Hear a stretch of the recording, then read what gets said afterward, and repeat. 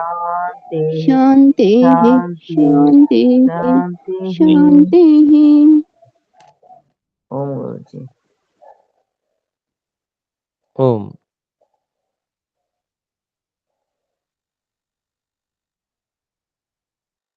योग दर्शन में हम योग दर्शन के द्वितीय साधन पाद के 51 सूत्रों को पढ़ चुके हैं, जिसमें प्राणायाम का पूरा विवरण, उसकी क्रियाविधि आदि हमने सब जानी। उद्देश्य, क्रियाविधि, परीक्षण प्रकार।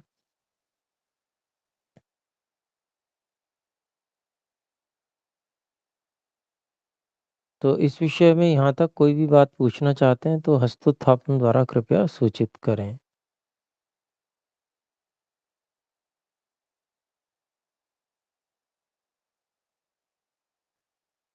जी, मैं समझता हूँ इसमें प्रश्न नहीं है, तो हम आगे बढ़ते हैं। 52वां सूत्र, ततः क्षीयते प्रकाशावरणम। तो ये प्राणायाम के लाभ विषय में है। प्राणायाम करने से क्या लाभ होता है?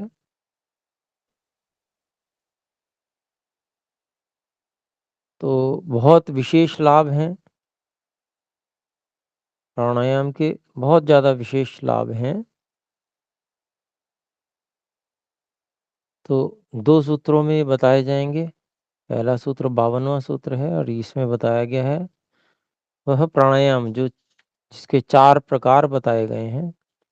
पहले 3 प्रकार, फिर एक चौथा प्रकार। 3 प्रकारों में देश काल संख्या से परीक्षण किया जाता है।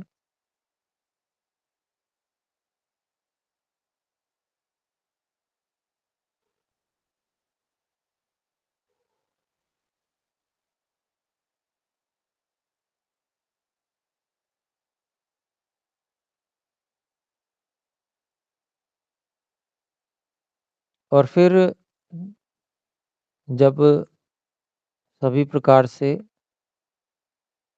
अभ्यास हो जाता है, तीनों प्रकार से, मुख्य पूर्व 2 प्रकार जो हैं, बाह्य और अभ्यंतर,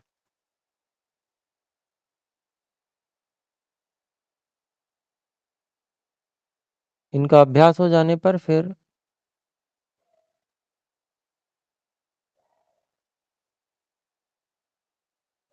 चौथे प्राणायाम का अभ्यास विशेष करने से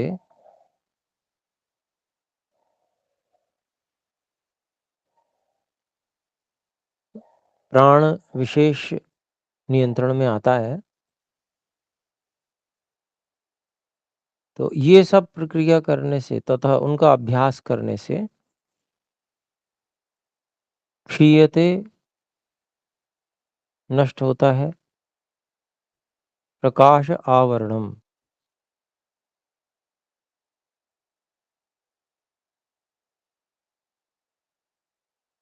तत्व ज्ञान का जो आवरण अर्थात मिथ्या ज्ञान है,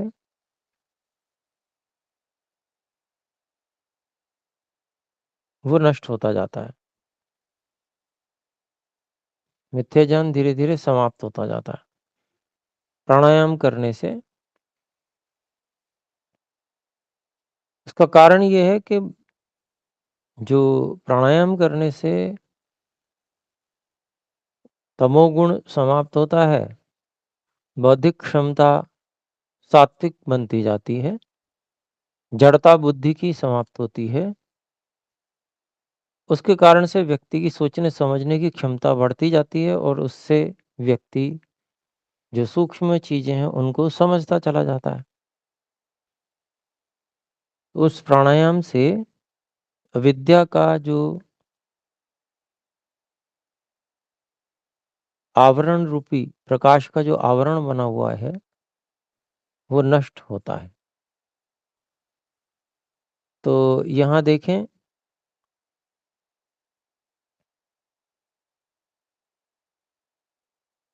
व्यास भाष्य प्राणायाम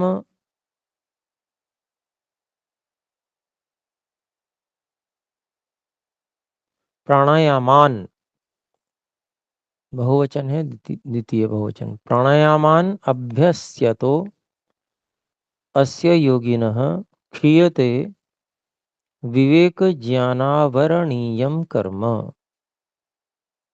प्राणायामों का अभ्यास करते हुए इस योगी का विवेक ज्ञान को ढकने वाला आवरणीयम, विवेक ज्ञान को ढकने वाला जो कर्म है, कर्म को यहाँ पर हम संस्कार के रूप में लेंगे। कर्म और कर्म के संस्कार, मिथ्या ज्ञान के, विपरीत ज्ञान के ऐसे संस्कार अभ्यास जो जिनसे व्यक्ति बार बार बुरे कर्म करता है, विपरीत कर्म करता है। तो ऐसे विवेक ज्ञान को ढक लेने वाले जो मिथ्या ज्ञान के संस्कार हैं, जो बार बार कर्म के द्वारा इकट्ठे किए गए हैं, बार बार किए जाने वाले कर्मों के द्वारा बार बार बहुत दृढ़ बन गए हैं। तो ऐसे मिथ्या ज्ञान के संस्कारों का क्षय होता है, क्षीयते। विवेक ज्ञान को ढकने वाले मिथ्या ज्ञान के संस्कारों का क्षय होता है। और उनका क्षय होने के कारण से व्यक्ति उन कर्मों को भी नहीं करता है, गलत काम जो होते हैं।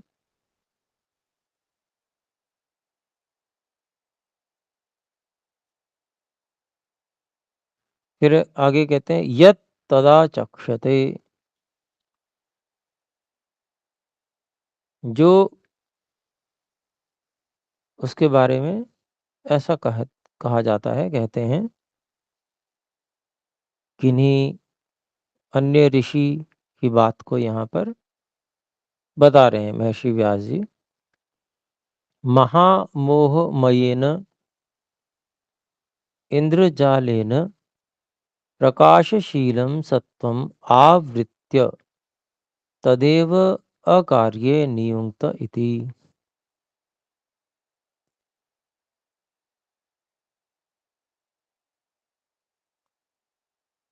अविद्या रूपी महामोह,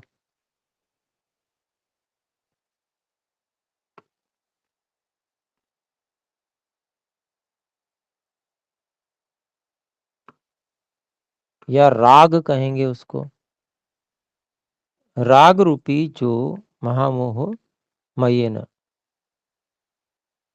जो राग से पूरा रंगा हुआ है, मय हुआ है, ऐसे इंद्रजाल के द्वारा। इंद्रजाल मतलब झूठा ऐसा जाल, विषयों का जो जाल और ताना बाना हमने बुन रखा है। कैसा है ये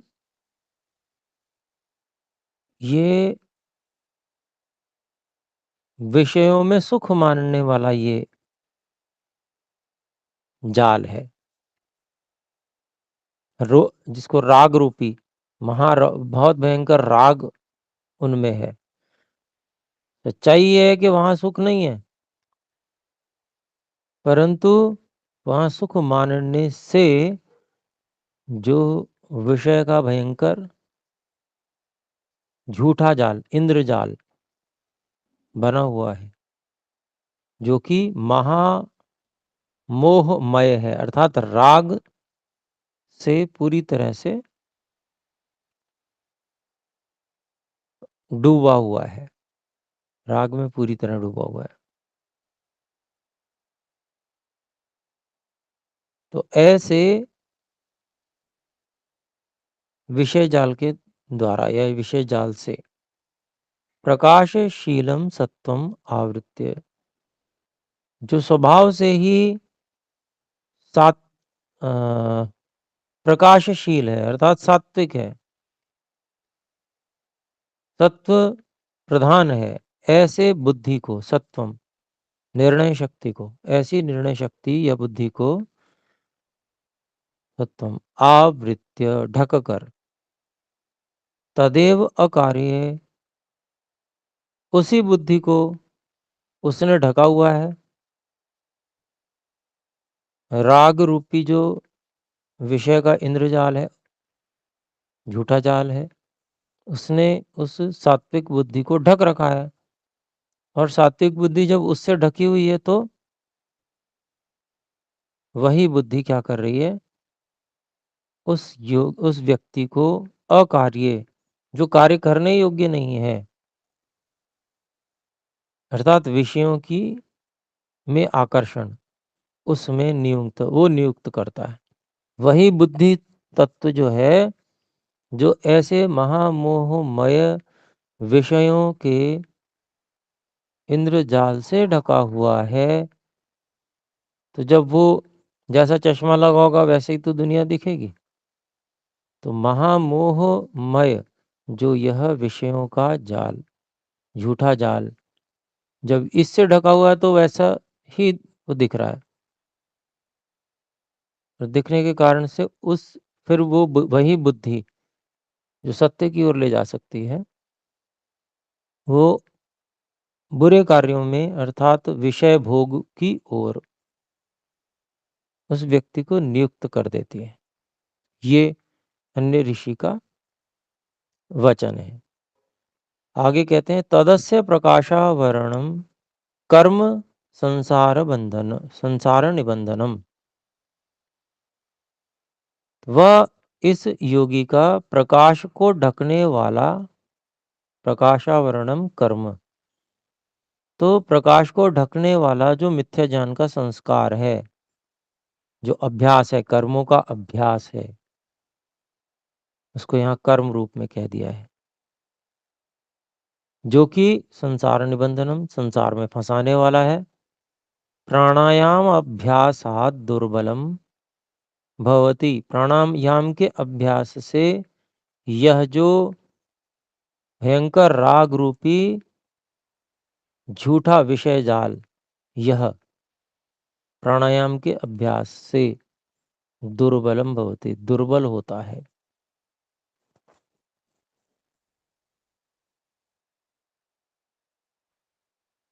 प्रतिक्षणम च क्षीयते, और हर क्षण जैसे जैसे और अधिक प्राणायाम व्यक्ति करता जाता है, वैसे वैसे यह क्षीण होता जाता है,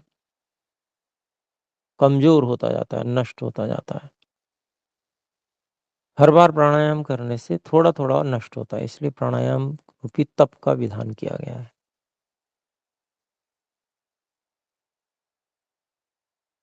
तो प्रक्रिया इसके नष्ट होने की वही है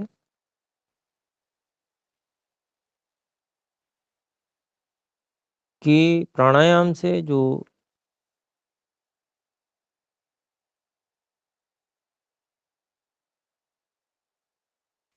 महामोहमय अर्थात राग रूपी इंद्रजाल के द्वारा जो शरीर पर प्रभाव पड़ा था, शरीर पर प्रभाव क्या पड़ा था कि जो मस्तिष्क आदि में कफ आदि का आधिक्य हो गया, जिससे वो तमोगुण मय हो गया, मस्तिष्क आलस्य प्रमाद से युक्त हो गया। अब ये प्राणायाम करेगा कि शारीरिक स्तर पर पहले उस कफ आदि की निवृत्ति कर देगा, क्योंकि प्राणायाम नहीं करेगा तो व्यक्ति का दिमाग, वो मस्तिष्क जो है उसी कफ आदि से आवृत रहेगा, तो उसका स्तर वही रहेगा विचार करने का। क्योंकि देखिए, मन की जो स्थिति है उसका प्रभाव शरीर पर पड़ता है, तो शरीर में वैसी ही स्थितियां बन जाती हैं कि जिससे व्यक्ति उसी तरीके का विचार करता रहे, शरीर सहयोग करता है, तो उसी स्तर का प्राण उसको प्राप्त होता है। अब प्राणायाम व्यक्ति ने शुरू किया तो प्राणायाम के माध्यम से क्या होगा कि वो कफ आदि की निवृत्ति, तमोगुण आदि की निवृत्ति होगी वहां से, और वहां से जो विशेष मन के लिए विशेष जो प्राण है, उच्च स्तर का प्राण है, वो प्राप्त होने लगेगा। तो क्या होगा, वही उच्च स्तर का प्राण जो है मन के जो शुभ और उत्तम संस्कार है उनको जगाने में भी सहायक हो जाएगा, और उसके आधार पर बुद्धि जो है वह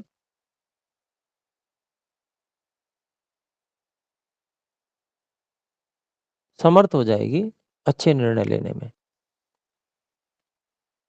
तो जो कुछ भी ये प्रकाश का आवरण है ना, वो मुख्य रूप से शरीर पर अधिक प्रभाव डालता है।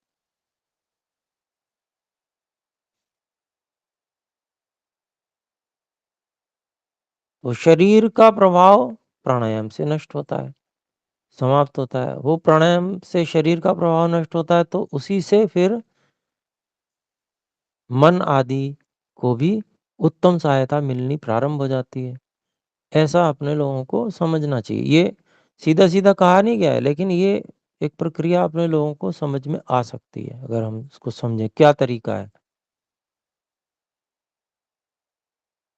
तथा च उक्तम, और ऐसा कहा भी गया है, तपो न परम प्राणायामात्, प्राणायाम से उत्कृष्ट और कोई तप नहीं है। ततः विशुद्धिर्मलानां दीप्तिश्च ज्ञानस्य, तो उस प्राणायाम से मलों की शुद्धि होती है, मल हट जाते हैं, और दीप्तिश्च ज्ञान से ज्ञान की दीप्ति होती है। तो ये जो बात लिखी है इति, इसी के आधार पर महर्षि दयानंद सरस्वती जी ने सत्यार्थ प्रकाश में प्राणायाम अभ्यासात, योगांगानुष्ठानात की जगह प्राणायाम अभ्यासात अशुद्धि क्षय ज्ञान दीप्तिराविवेक्ष्याति, ऐसा करके बताया, क्योंकि प्राणायाम को बड़ा मुख्य बताया, प्राणायाम के अभ्यास को। प्राणायाम के अभ्यास से उत्तरोत्तर काल में अशुद्धि का नाश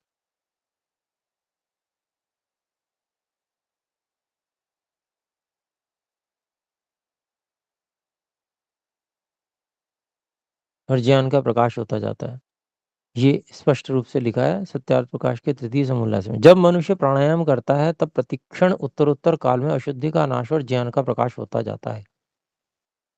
जब तक मुक्ति न हो तब तक उसके आत्मा का ज्ञान बराबर बढ़ता जाता है। तो ये बड़ा मुख्य है प्राणायाम का फल।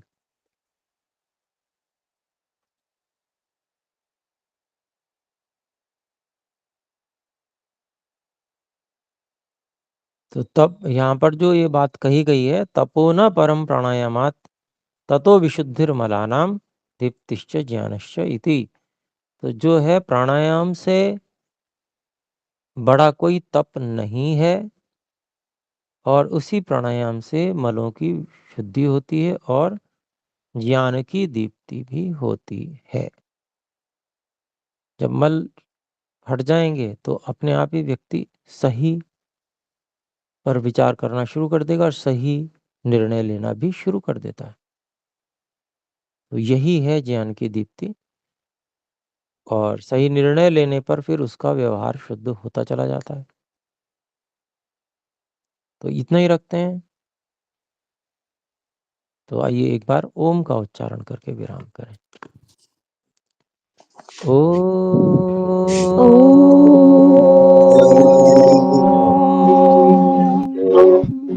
नमो नमो।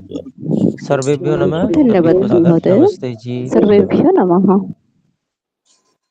नमस्ते आचार्य जी, सभी भाई बहनों को सादर नमस्कार।